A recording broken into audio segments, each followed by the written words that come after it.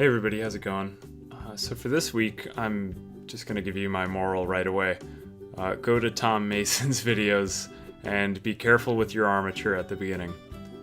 So for this week's sculpt, I knew I wanted to sculpt another female miniature because why spend the whole day looking at man-ass?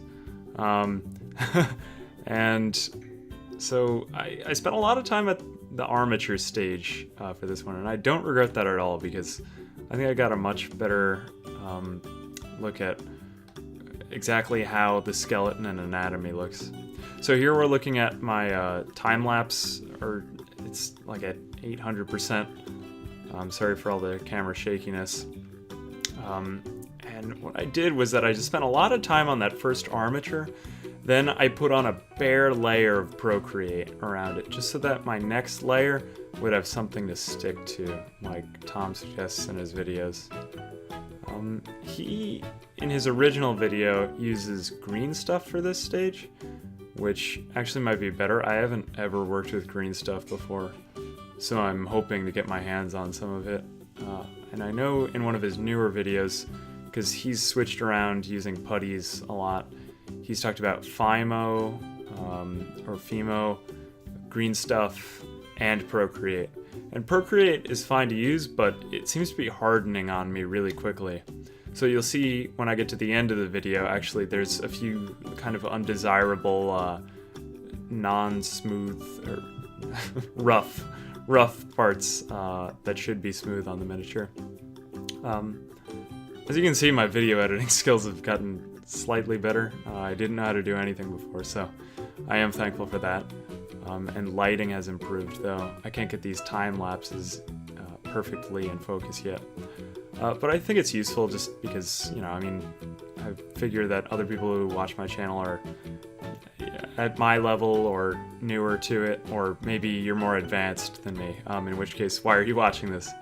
But it just gives you a good idea of how long a process it is and like all the minute shaping that you have to perform. I will say this, like in my last video I was talking about Super Sculpey versus ProCreate, and how ProCreate is better at adhering to the wire, which actually for this one I did kind of tooth up the wire a bit at the beginning, like Tom Mason suggests to do in some of his videos. I found some rough needle nose pliers and I just pinched the wire around at the beginning. Maybe I'll show that in the next video because it actually wasn't that hard to make this time lapse. And I'm pretty happy with how it came out, actually. One other thing that was kind of a breakthrough for this sculpt was that before I used to think that you had to actually be a good like illustrator in order to sculpt well. I thought it was like sort of a preliminary thing, but no, you could just go online, go on Google Images and look for human anatomy, and all you need to know is the muscle system and the way that joints are hinged during movement. Like here, my main flaw in this sculpt, just anatomically, other than weird proportions, is just that it was bending at the knees for a step rather than at the hip, which kind of gave it this like stealthy look, because I honestly had no clue what I was sculpting. I just said I want to sculpt some female figure that looks more natural than my last one. And I think I did that, though I'm kind of lazy now at the final stage because, well, you'll see at the end. Here I added slightly more bulk to the head. I somewhat regret doing this, and I might actually just sculpt heads, hands, and feet for next week. Oh, I got out of the shot there. Because those seem to be the three areas that are the hardest to nail down. Anything that's on the body connected to the rest of the muscles. The soleus, gastrocnemius. I got really, I was really proud of how the calves came out. I actually didn't do a time lapse of that because that was much more painstaking, but I think I might do that the next time around. Another difficult part is just bulking up after this bare bones stick figure approach, because like after this you have some weirdly awkward large parts, like the chest has a lot of wire on it because you have to actually wrap around the upper chest area in order to get the arms onto the rest of the figure, as you saw in the armature before. But like some of that wire starts to stick out at the end. Actually there I'm sculpting the foot, and I had the miniature stepping. Oh, as you see right here. So this is the completed miniature, but you'll see that wire at the back of the foot is actually exposed, and that's something that you would have to clip off later. So yeah, here's the finished miniature. I added in all the muscle groups individually. It's not really so evident anymore because I smoothed it out. But I think that this is a very good way to just learn anatomy better. Sorry about the lighting. Still getting used to it, but it's getting easier for me to do it with a little less effort. Some of the curves are looking somewhat more natural. It's a big switch between the hips and the waist still, but I didn't want to add any more because like you'll see right here on the back, I have this sort of awkward rough spot on the back, and if I add in more putty, it tends to look like I covered something up.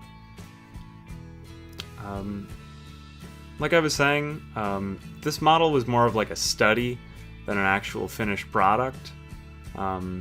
It still needs a lot of work on details, though proportions are getting easier for me to create naturally now. Spinal curvature is something that wasn't even present on my last ones. It's on this one.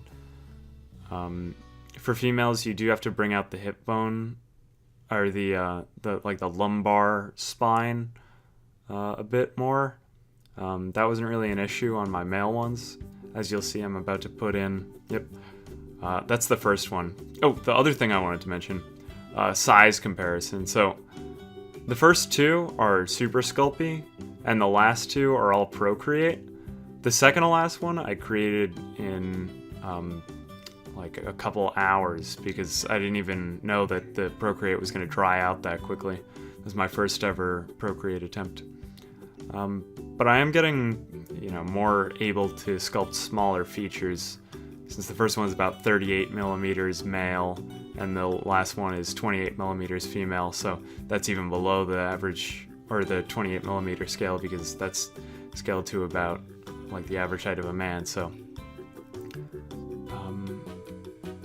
yeah, I think I'd like to do just other little bits, but I'm really thankful for everybody watching. I wanted to mention, it's great to have such an awesome, supportive community of sculptors around, and I'm really thankful to have any of your feedback. I know a couple people, or one guy was talking about Fimo or Fimo versus Super Sculpey, and I actually don't have any Fimo right now, but I'm about to put in another order on Amazon. Maybe try some sort of mix between green stuff and ProCreate, as I've seen some of the pros do. They have like a lightish green sculpting material that they're using, so I might want to try mixing in some of that. I don't know what I'm doing with my finger right here. Oh yeah, I was just comparing. Yeah, that's how the natural curvature came through a little more on that one. Whereas the one I sculpted for the first time with ProCreate had just sort of this weird like switch between the waist and the hips.